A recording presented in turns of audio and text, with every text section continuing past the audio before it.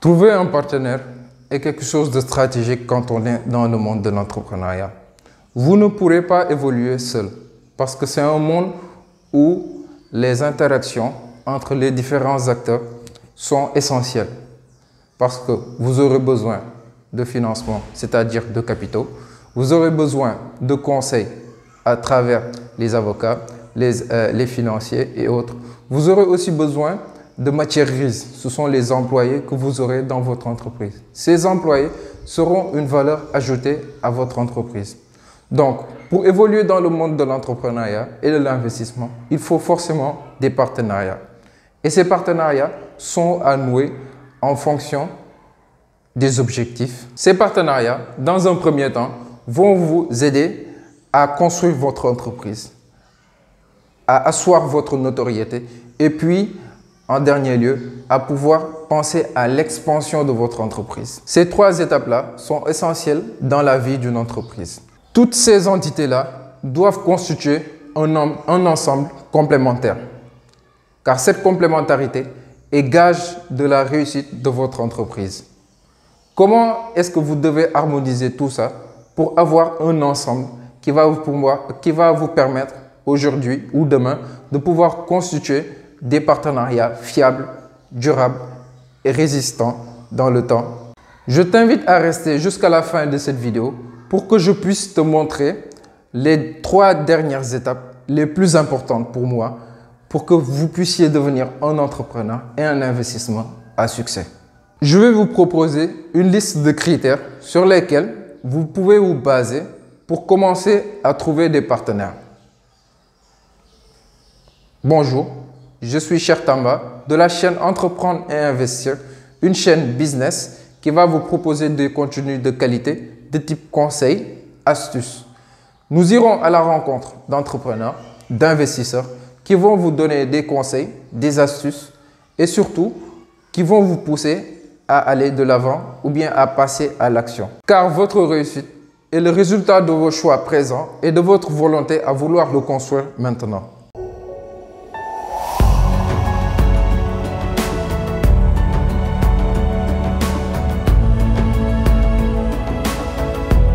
L'entrepreneuriat est un monde de complémentarité, comme vous le voyez ici. La première étape pour trouver un partenaire d'abord, ça consiste à ça, la complémentarité des partenaires de business.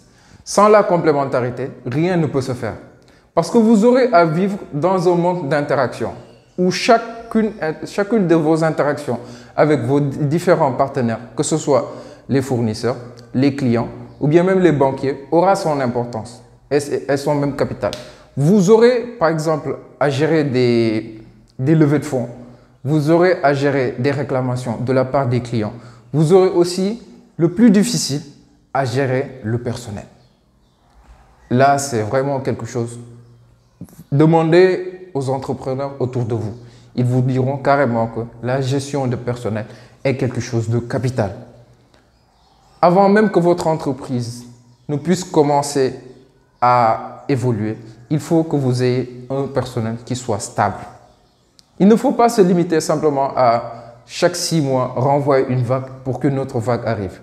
Le personnel constitue la valeur essentielle même de votre entreprise. Donc c'est à vous, chef d'entreprise, de pouvoir tout faire pour que cette complémentarité entre les différents acteurs de votre entreprise puisse matcher. Parce que sans ce brassage, sans cette interconnexion entre les différents acteurs, votre entreprise, quoi qu'elle puisse dire, elle ne fera que remplir le lot des entreprises qui vont mourir dans les 5 ans. Dans un deuxième point, on va parler de comment trouver des partenaires fiables.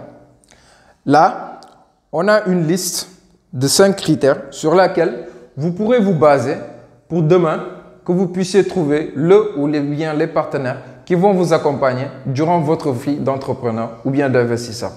Là, sur le premier critère, on a ce qu'on appelle connaître l'entreprise qui veut nouer un partenariat avec vous.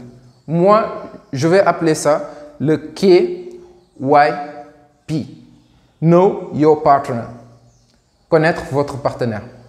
En système bancaire, on appelle ça le Know Your Customer. C'est très important. Vous ne pourrez pas faire affaire avec une entreprise ou bien avec un particulier sans pour autant le connaître ou bien connaître son entreprise. C'est impossible. Il faut tout d'abord, avant toute chose, il faut essayer de connaître avec qui vous allez faire affaire. C'est comme dans la vie courante. Vous ne pouvez pas prendre quelqu'un ou bien vous ne pouvez pas décider de vous marier avec quelqu'un sans pour autant bien la connaître, que ce soit un homme ou une femme. Il faut que vous preniez le temps de la connaître, de connaître quels sont ses goûts, quelles sont ses envies, comment est-ce qu'elle vit, si éventuellement vous avez les mêmes objectifs. Comme ça, vous allez pouvoir construire une vie ensemble. C'est le même principe ici. Donc ici, on va appeler ça le KYP. Know your partner. Le Know your partner, c'est la première étape que vous devez absolument faire pour pouvoir construire le partenariat que vous voulez avec l'entreprise ou bien avec la personne qui va vous contacter ou bien que vous allez contacter.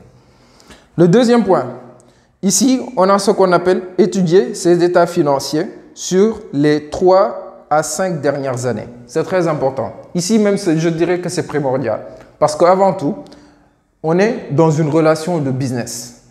Donc, le plus important ici, c'est attrait à l'argent.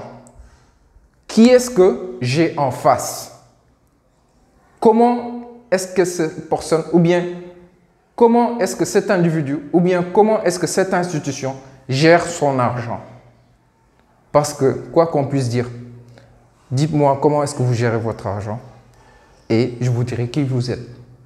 Si j'ai en face de moi un businessman qui prend tout son temps à voyager, à spend his money, ou bien à jeter son argent à travers les fenêtres, là, je ne vais pas prendre le risque de m'associer avec lui pour que demain, il coule son entreprise et en même temps couler la mienne.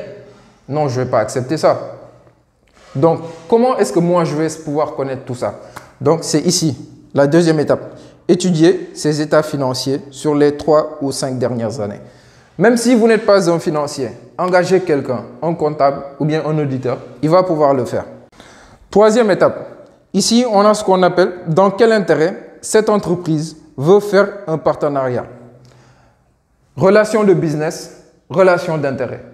Tout est une question d'intérêt. Une entreprise ne va pas vous contacter pour uniquement vos beaux yeux. Non, c'est une relation d'argent. Vous devez, vous, chef d'entreprise, connaître les motivations de l'entreprise qui entre en contact avec vous. C'est très important. C'est très important. Vous ne pouvez pas, en relation d'affaires, nous Africains, on a l'habitude de confondre les relations d'affaires avec des relations amicales. Alors que ce n'est pas le cas. Ce n'est pas toujours le cas. Le business, c'est le business. La famille, c'est la famille. Donc, il faut tout d'abord essayer de connaître les motivations de la personne qui essaie d'être en contact avec vous. Relation d'affaires, relation d'intérêt. Dans quel intérêt cette entreprise veut faire un partenariat? Donc, essayez de connaître les motivations de cette entreprise-là. Peut-être elle est là pour pouvoir construire avec vous un projet durable et viable, ou bien même elle est là juste pour pouvoir copier votre fonctionnement. Quatrième étape, pourquoi avoir choisi votre entreprise et pas une autre? Ça entre toujours dans le cadre de la troisième étape, qui est ici, pourquoi avoir choisi votre entreprise? Toujours connaître les motivations de celui qui vous contacte. Donc, la troisième et la quatrième étape, ici, elles sont complémentaires.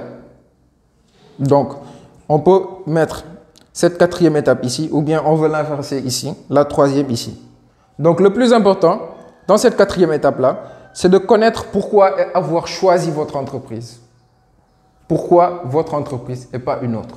Peut-être que vous avez quelque chose de différent et qu'il veut utiliser cette différence-là à son propre avantage. Donc, d'où l'intérêt de connaître l'entrepreneur avec qui vous faites affaire. La cinquième étape, pour moi la plus importante. Ici, quel est l'objectif de ce partenariat pour vous et pour lui? Donc, la relation doit être claire dès le début. En faisant votre entretien avec cet entrepreneur ou bien avec cette institution-là, vous devez connaître ses réelles motivations. Quel est l'objectif de ce partenariat? Parce que c'est une relation B2B, business to business. S'il n'y a pas de relation gagnant-gagnant, ne prenez même pas le risque d'entrer en contact avec elle. Ou bien limitez juste vous au premier contact. Si vous n'avez aucun intérêt dans un quelconque partenariat, ne le faites pas. Ne le faites pas du tout. Pas du tout. Même si c'est dans le cadre de votre famille. Non, non. Le business et la famille, c'est très différent.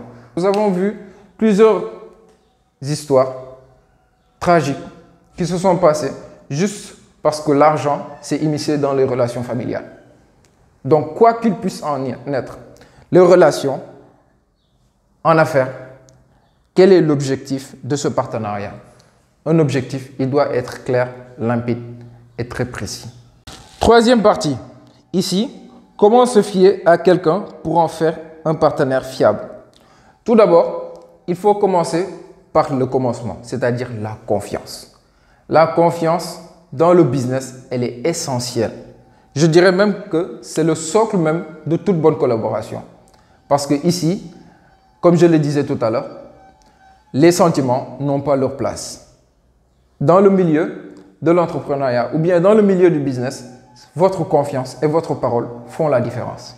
Si vous évoluez dans un monde où on vous a catégorisé de véreux ou bien de quelqu'un qui ne respecte pas sa parole, là vous aurez du mal à pouvoir décrocher certains marchés ou bien à pouvoir avoir des partenaires fiables. Donc la confiance est le socle même de toute bonne collaboration. Donc commencez d'abord par la confiance. Il faut une certaine confiance avant de pouvoir faire des affaires avec qui que ce soit. Dans le même sillage, avec votre partenaire, vous devez avoir la même vision du business ou bien la même vision de votre activité. Parce que la vision va vous permettre d'avoir les mêmes objectifs, les mêmes règles et surtout d'avoir une certaine complémentarité entre vous et votre partenaire.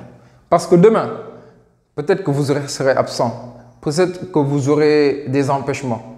Et là, ce partenaire va pouvoir prendre le relais à votre place.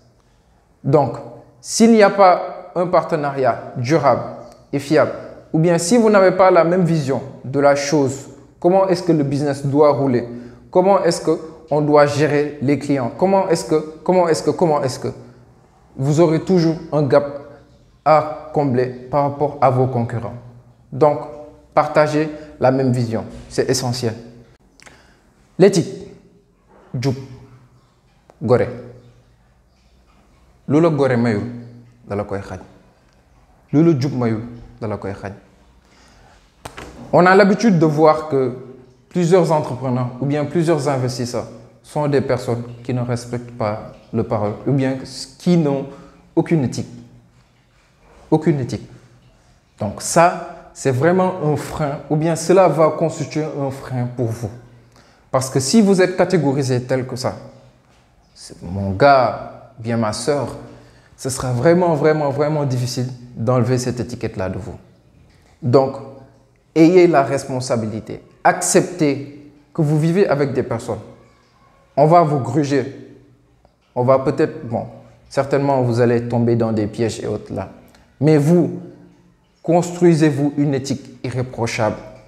L'argent gagné à la sueur de votre front. À la sueur de votre front. Rien ne vaut cet argent-là. Donc faites tout pour que quand vous êtes dans le monde de l'entrepreneuriat et de l'investissement, d'avoir une éthique de travail, d'avoir une éthique de business. Primordial. Ne copiez pas certains. Non, non, ne le faites pas. L'argent a une odeur. On le dit très souvent, l'argent n'a pas d'odeur, l'argent n'a pas d'odeur. Mais si, elle a une odeur. Et cette odeur, plus elle est saine, mieux vous dormirez. Fais-moi part de tes avis et de tes réflexions sur le sujet que je viens de développer. Peut-être toi aussi, tu as un avis sur la question. Donc, je n'attends que toi sur la barre des commentaires. Merci et à la prochaine.